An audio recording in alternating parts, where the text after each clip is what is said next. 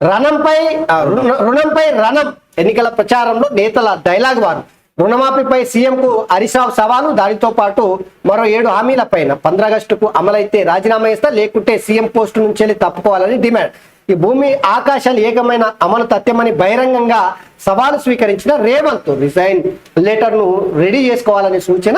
రుణమాఫీ గురించి ప్రస్తావించిన సీఎం సవాళ్ళకే పరిమితం అవుతున్న డిమాండ్. సో ఇద్దరి సవాలు నిజంగా తెలంగాణ రాష్ట్ర రాజకీయాల్లో హాట్ టాపిక్.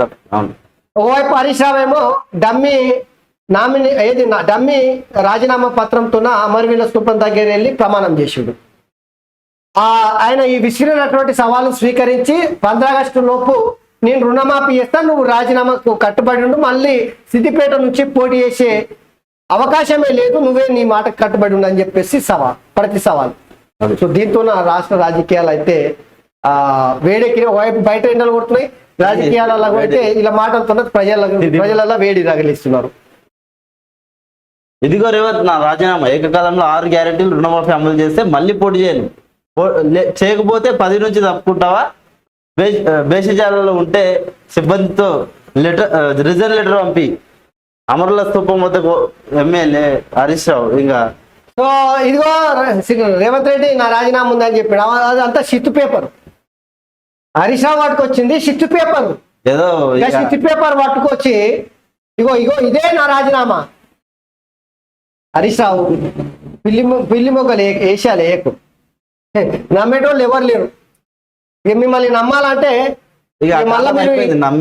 నమ్మే దినాలు అనేది అయిపోయింది. నీకు తెలుసో తెలియదు, తెలంగాణ ప్రజలు మీరు పులితోలు కప్పుకున్న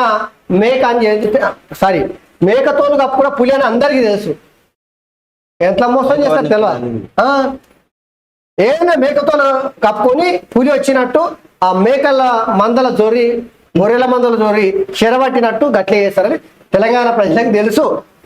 ఇప్పుడు ఈ కాగితాలు పట్టుకొచ్చినంత మాత్రాన నీ మాట మీద నమ్మకం ఉందంటే ఎవరికి లేదు. పెట్రోల్ బాటిల్ 100 రూపాయల పెట్రోల్ బాటిల్ దొరికింది కానీ షారానా అగ్గిపెట్టి దొరకలేదు. నాకు తెలియదా నీ ఏషాలన్నీ. నీ సవాళ్ళు స్వీకరిస్తున్న హరీష్ రావు రాజీనామా లేక రెడీగా పెట్టుకో. ఆగస్టు 15 లోపు 2 లక్షల రుణమాఫీ చేస్తాం. అది రిజైన్ లెటరా మీ మామ రాసిన సీస పద్యమా? హరీష్ రావుకు సీఎం రేవంత్ అన్ని కామెంట్ చేసిండు. పాపం హరీష్ రావు